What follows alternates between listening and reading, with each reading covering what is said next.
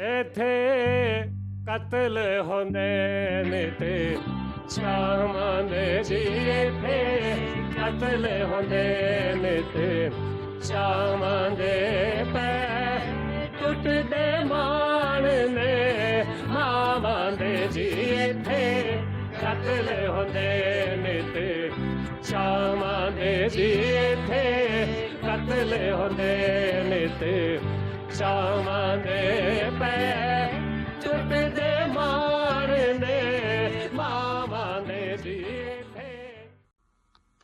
In this video, we will look at the Kafala workers' perspectives on this system. What have been some of their experiences? Did some find it beneficial? And for those who did not find it beneficial, what have been some of their forms of resistance to it?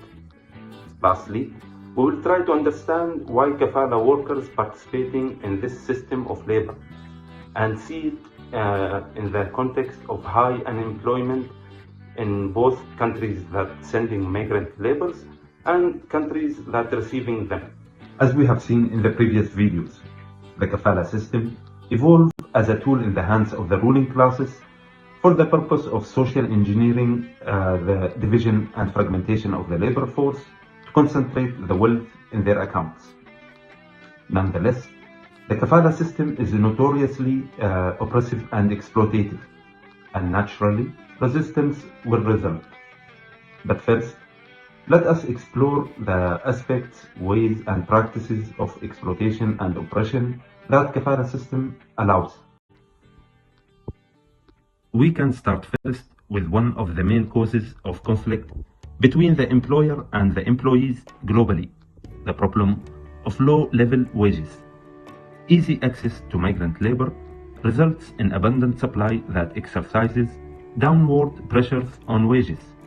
In the absence of wage renegotiating mechanisms and the workers being under the absolute power of the kafil, they are made to accept even further lower wages.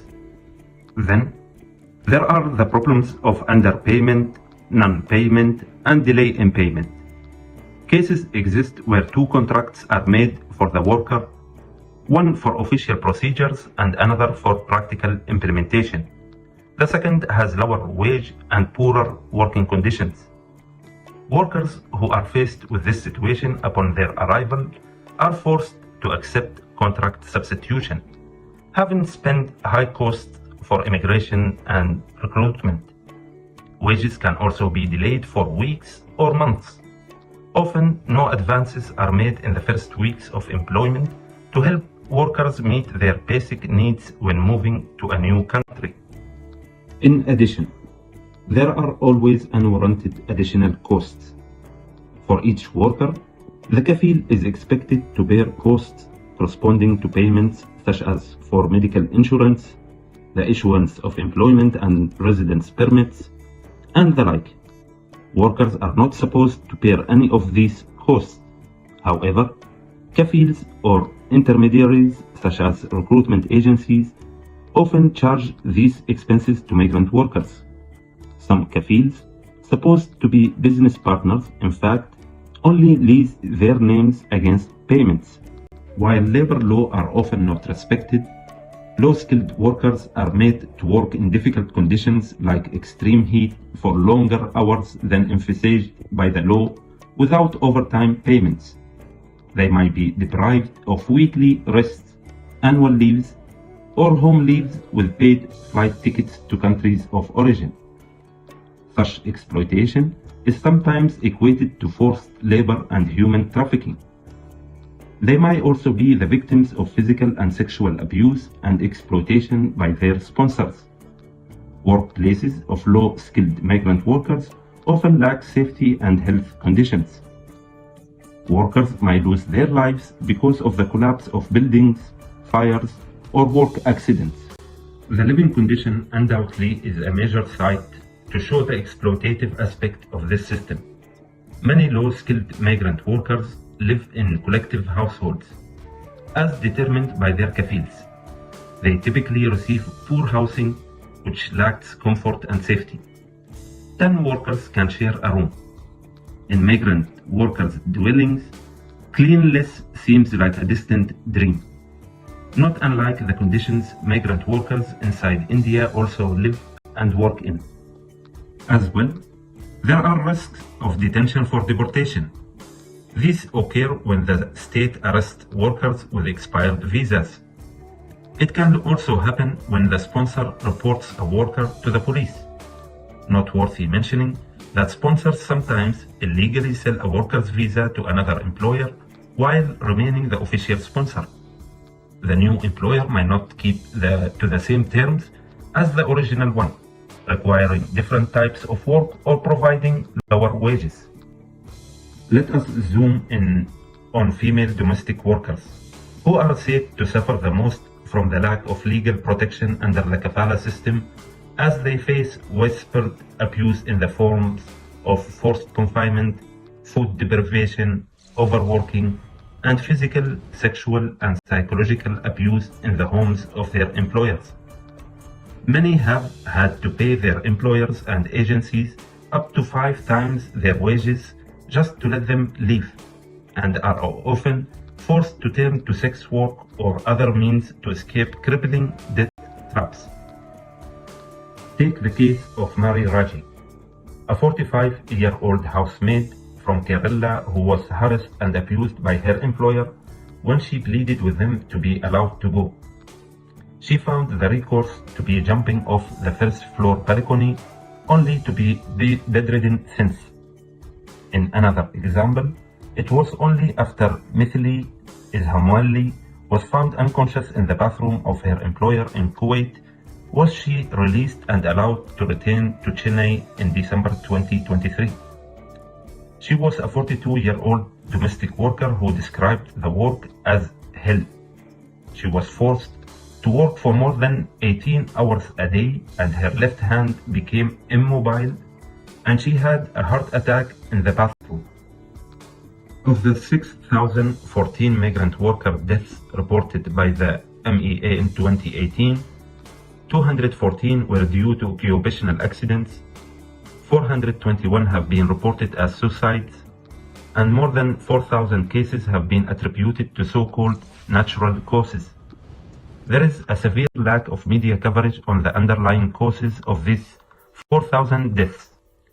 Then there are the Zina laws, which unjustly treat rape victims who report abuse in prison for violation of adultery laws. Often pregnant and unable to prove coercion, they find themselves branded criminals for having sex outside marriage.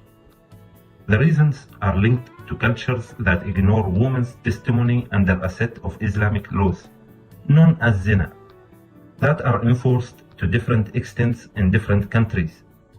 Certain countries, such as Kuwait and Qatar, have imprisoned female workers for extramarital sex, even in cases of rape. The gender abuses of the Kafala system are especially worrisome given that in some countries, such as Lebanon, women compose the majority of Kafala workers. So where do the Kafala workers come from and why?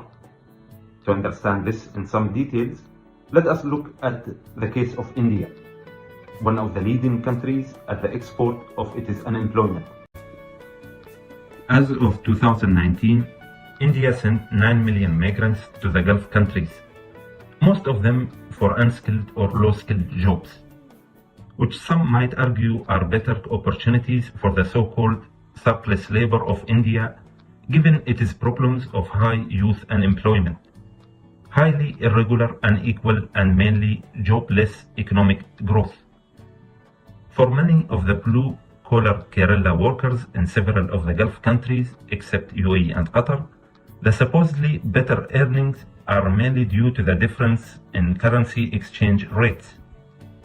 And since they are provided accommodation by the employers, they are able to save and send back remittances to their families. Although, compared to the conditions of workers migrating within India to its various metropoles, migrating to Gulf countries seems like the better form of death.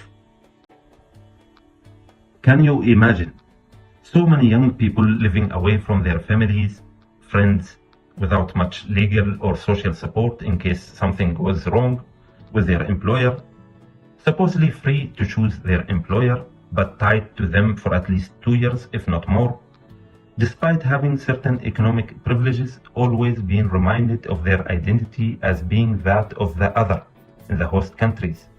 Are these conditions in which really anyone chooses to work?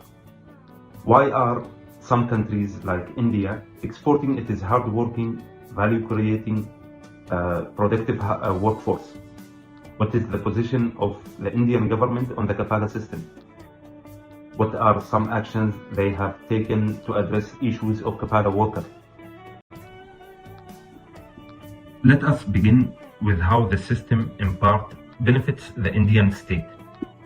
India received the highest remittances from overseas, about 83.1 billion USD in the world, and contributed 2.8% of India's national GDP in 2018. This doesn't seem extremely high. However, if we look at the specific state governments like Kerala or Punjab, we begin to see the picture more clearly. Kerala makes for around 20% of the total remittances that flow into India, and this amount is around 15% of Kerala's GDP. But it seems unlikely that either state governments or government of India is interested in letting go of the earnings from remittances. The government of Kerala started a Department of Non-Resident Keralite Affairs in 2001 and has financed a few studies. However, there seems to be a focus on reforming the system of Kafala migration rather than resolving the question of migration in the first place. Meanwhile, the government of India is busy reforming its labor laws to make the Kafala system seem even more desirable for Indian workers. As we have seen in this video, the Kafala workers are not in this system by their own free will, as the regimes will make us believe. But it is also not true that all Kafala workers are only suffering under this system and are being held against their will. We will find plenty of happy stories of Kafala workers who built their homes in their village from working as Kafala in the Gulf countries. But why are we not asking why they had to live away from their families in difficult living and working conditions, without any political rights, just to get access to a decent house? The answers to these questions are linked with the Omani people's struggle for liberation and further explored in the next video. This video is the third part of a 4-part series under a campaign to abolish the Kafala system organized by the Omani Free Movement throughout the month of May 2025.